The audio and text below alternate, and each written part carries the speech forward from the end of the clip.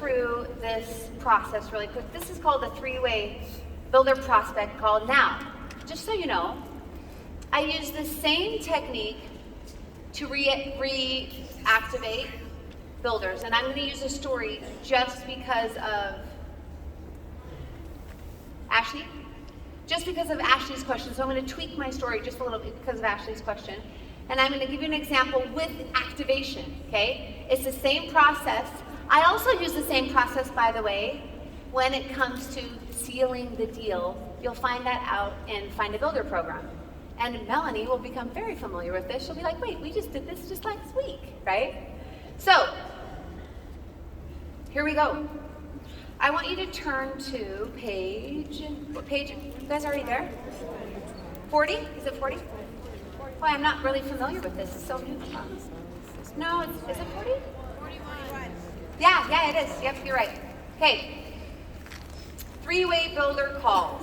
Now, just really quickly, I'm sure you all figured this out, but you do know that above every single section shows you where you can listen more. Like, let's say if you get home and you go, oh, you know, I forgot when I'm supposed to invite someone to do whatever.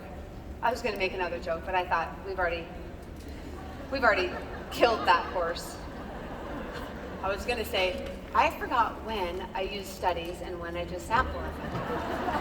So you could actually go to the daily mentor call and you could find out about that. No, every single time, I'm being mean right now. So mean, Allyse. I'm actually kind of nice. I really am. I'm super nice.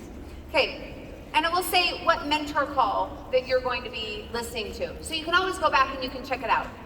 Now, let me just tell you,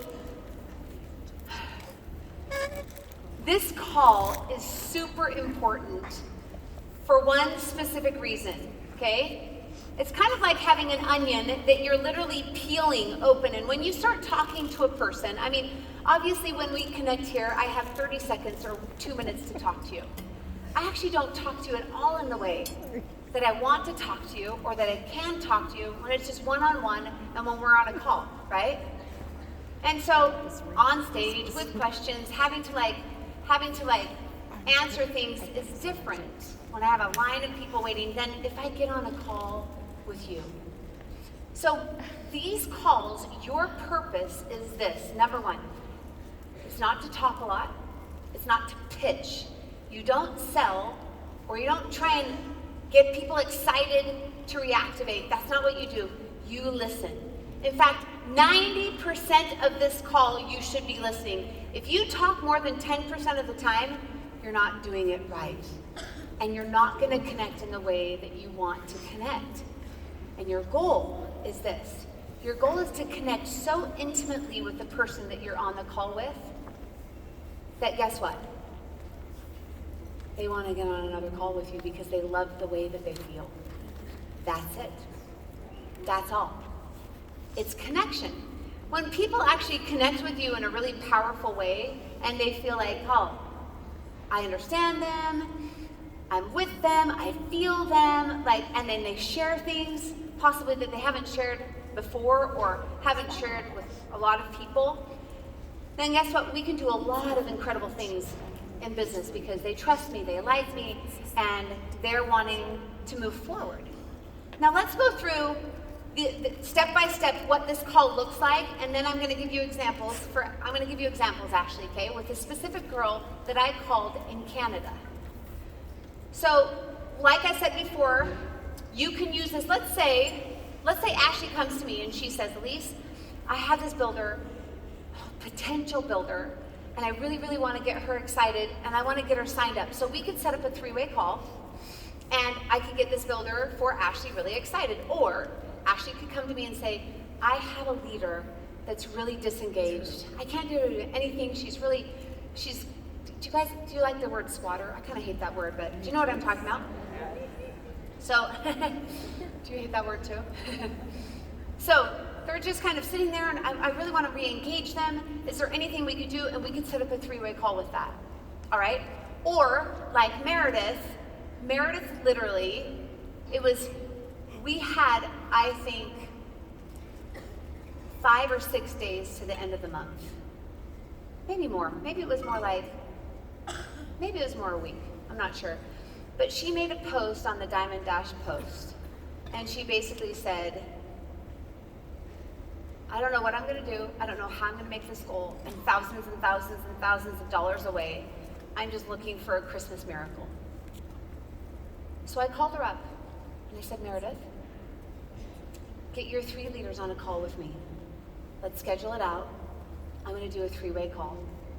I want you to actually go to the daily mentor calls and follow along in the printed section so you see what I'm doing, so you can learn how to do this yourself. And so I talked to them. I went through this exact call that I'm going to show you how to do. And guess what? By the end of the call, just what happens on the end of every call that I do like this, and it will happen to you on the call that you do like this, because if you use this, and if you're sincere when you use it, 95, 98% of the time you'll have the exact same result. And this is what happens at the end of the call. They just go, oh my gosh, that was amazing. That was amazing, right? Do you guys want that? Yeah. That's good, huh? Yeah. So, I gave them a challenge, or your challenge is to sign up, or your challenge is, we'll go through this, right? And people perform. It's incredible how people perform, right?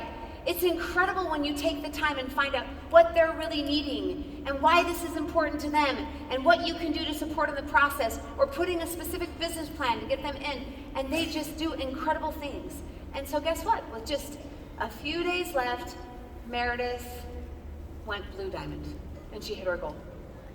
And all of her leaders performed. Do you know that that's happened time and time and time and time and time again with me when it comes to calls? And I want to teach you this skill set. Who wants to learn this skill set, okay? Here we go. I honestly don't know. Hey, Dana, are you in the room? Dana Moore. Are you here? She was here earlier. Is she not? No? Okay. It's okay. I'm okay. Dana actually left Prague as a Prague strategist. And she said to me, she started using this exact thing. And Dana is very skilled, okay? So Dana can like literally hear something once and recreate it and make it probably better than I do it. There's some leaders that literally, like a Haley Hobson, she can hear something once and she can recreate what I do and do it better than I did it, right? But my skill set is I'm actually good at actually creating the process. Does that make sense? Of like figuring out the process, and then other people can make it and do it better, and they're probably way better on the phone too. But Dana started doing these 3-way calls, and she just followed the process. She literally just followed the steps. And by the way, every time I do a 3-way call, I pull it up on my phone. I don't just assume that I know what I'm doing. I pull it up on my phone, and even now, even with Meredith, all 3 of those calls, I had it up on my phone and I just referred to it. And I made sure I was going through the same things. It's just simply following the steps. It's not rocket science, okay? And Dana said after she did many of these calls after Prague, and she's like, Allyse, I don't even know what I did before I went to Prague.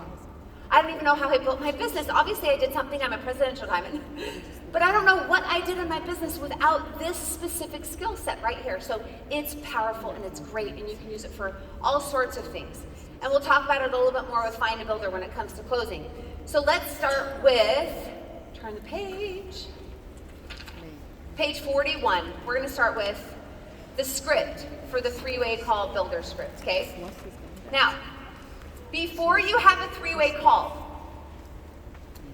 do you guys know what a 3-way call is? Yeah. Sometimes, every time I ask that question, some people don't, though. It's like when someone puts an upline and then a potential person on the phone together, and they're all talking together, 3 of them together. Are we clear? And if you don't know how to do a 3-way call, go ask the Diamond Dashers. You can even show them your phone, and they can show you how to do a 3-way call on your phone, how to merge people in. Is that good? So, how many of you actually don't know how to do a 3-way call on your phone? So you can ask at any Diamond Dasher, and they'll show you how to do a 3-way call. You can do this, okay? Now, the first step that you need to do is you need to prep. You need to prep the person. So let's say you are going to get on a let's say I'm going to be the leader of this three-way call. I'm the one that's going to lead this, or I'm the one that's going to talk. They're bringing someone to me, all right? So I'm going to get on this three-way call, and you need to properly prep the person that your leader, and it goes like this. You literally need to tell them, you have to edify me before they ever get onto this call. Now, I know that's a little uncomfortable for some people, but I want to give you an example. If I were to tell you, hey, I'm going to get you a 20-minute call with Dr. Hill. First of all, how would you feel about that? That'd be exciting, right? That'd be exciting. You could get a 20-minute call with Dr. Hill. Now, if I got on the call with Dr. Hill, and I brought you on the call, and Dr. Hill comes on the call, and while Dr. Hill is talking, I interrupt him. And then I kind of cut him off. And then actually, Dr. Hill, that's not really the case, and I correct him. How would this feel? Bad. Like, he's the expert, he only has 20 minutes, you would die to get on a call with him, and as the person, if I were doing that to you and I asked you, can I get you on a call with Dr. Hill? And then the whole time I was interrupting, talking about my own little things, and correcting him, how would you feel? When you feel like, Allyse, shut up. Like, let me talk to Dr. Hill, right? So basically, you need to prep me like Dr. Hill. You need to prep me, like, how excited would you be to have a 20-minute call with Dr. Hill? Like, right? Would you show up for that call? Would you be on time? Would you actually listen attentively? You might even take some notes, right? Right. So that leader needs to prep me like I'm Dr. Hill. And they're like, how? And I just tell them, I'm like, literally, you need to talk about me like I walk on water. You do. You need to prep me. You need to say, this girl, thousands of people would want to be on a call with her. I know her. I can get time with her. You have 20 minutes. That 20 minutes, I think, will change your life. This is going to be incredible. So I would totally take the opportunity to do this. Now, I will say, when people edify me properly, I know immediately when I get on the phone if they've done their job with edification, immediately. And it goes like this. If somebody gets on the phone and they'll go, oh my gosh, I can't believe I'm having this call. Okay, I wrote down all these questions and I have so much to talk to you about. Okay, stop. I'm just gonna listen to you, go ahead. I'm like, I've been edified. Like, they are now in a position where they're going to listen to me. Or, I know exactly when I haven't been edified, and it goes something like this. So, I don't even know why we're talking, but like, why are we on this call again? And I'm like, oh my gosh, it doesn't even matter what I say. It's not gonna really make a big impact. Does that make sense? So I have my leader edify me before the call, and I literally tell them what to say. I walk them through it. And then, and I did this with Meredith, I walked her through it. And then I say, when we get on the call, all you do is just say, Allyse, this is Ashley, right? And Ashley is cool because da-da-da-da-da-da, and she wears pretty green sweaters, or whatever you want to say about Ashley. And then Ashley, this is Allyse, who I've been talking to you about. I want you guys to connect. And then she says nothing. She literally shuts her mouth. She never interrupts. The only time she talks during this three-way call is when I say, so if Ashley was a leader bringing somebody on, I would say, hey Ashley, what do you think about this? And all Ashley would say is, I totally agree. Then nothing. Nothing. Sometimes I have leaders that literally will start talking and take the call in a different direction, and I literally have to text them. I'm like, be quiet. Don't talk at all. Are we clear? You have to prep them because they don't understand. They've never had this call before, and they don't understand that I know how to do this call and I know how to lead them there. And the thing that's most frustrating for them is this. I say, okay, we're gonna have a 20-minute call, and 17 minutes into the call, I still haven't said much, and they're like, what are you doing? You have 3 minutes left, we need to get, I'm like, calm down. I know what I'm doing, calm down, right? I've been on one-on-one situations with builders that have brought somebody to me, so it doesn't have to be a call to, it can be live.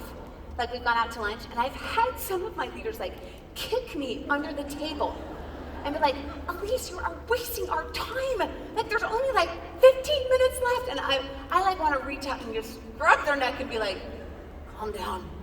I know what I'm doing here, right? So, step number 1 is you have to prep. You have to prep. And they edify you, or I'm going to say this is me, so it's clear, okay? They edify you. Now, Ashley, we're going to change direction a little bit just for you. Everyone say, thank you. Yeah, we're going to change direction. So I'm going to tell you about a story in Canada and my brother. So it's super hard for me to call. I did a bad job with my brother. It's hard for me to tell my brother, make them think I walk on water. Like, he's building a business in Canada, right? And he'd be like, whatever, Allyse, be quiet, you know? Like, I'm just Allyse to him. I'm no big deal. And so I didn't prep my brother properly. And we had several calls lined up that day to activate his leaders that he was frustrated with. And so, or leaders that just weren't doing much. So, yeah, he was frustrated with them. This is kind of one and the same, right? Okay, so the other thing I didn't do is I didn't tell Josh, my brother's Josh, I didn't tell him, don't say anything. Because he's kind of a jokester. He'd probably say, I'm going to say what I want. These are my leaders, Allyse, you know. I didn't even prep them. So we get on this call. It was my fault. And I'm calling this girl up, and we start with step number 1. Look at step number 1. We're going to read this together. Ready? No, not number 1. Number 2. Take time to ask discovery questions. Let me tell you what discovery questions are. Discovery questions are simply questions that you ask anybody that when you first meet them, when you first get on a call. How long do you do this? What do you do here?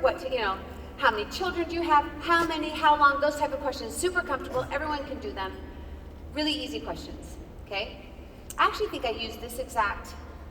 If you've listened to the Daily Mentor call about this, I used this. I think I used Josh's example. Okay, I did. Yeah. I was going to do a different one, but I'm still going to use this for Ashley right now. So I used Josh's example. And so what I did is I basically got this person on a call, and I simply asked her, well, tell me about yourself. How long have you been living in Canada? So this is a how long question, right? So I'm just starting the conversation. She goes, well, I've been living here this long of a time. And I keep asking questions. It's been several minutes, and she finally says, well, I live on a calving farm. And I'm like, really? That's incredible. So like, you raise calves? She goes, yeah. And I said, well, tell me. And we talked. We talked for quite a while. And the whole time that we were talking, she would cough, this terrible hacking cough. Just dry hacking cough. It was terrible. And she just kept on the phone coughing.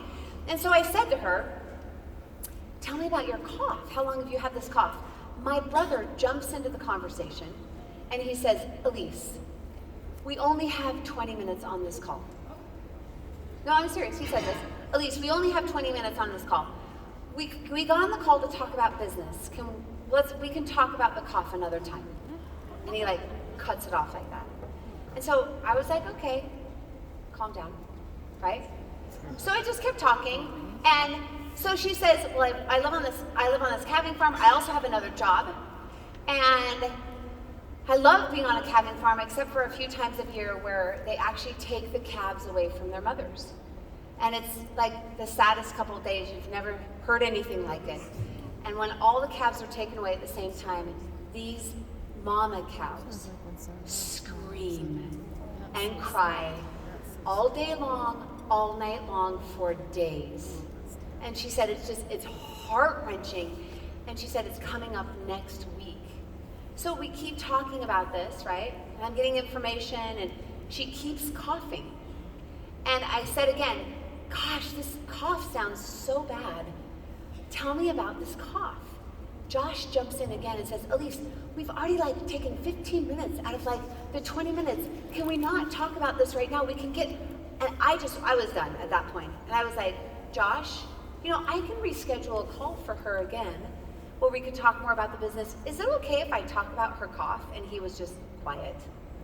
He was like, okay.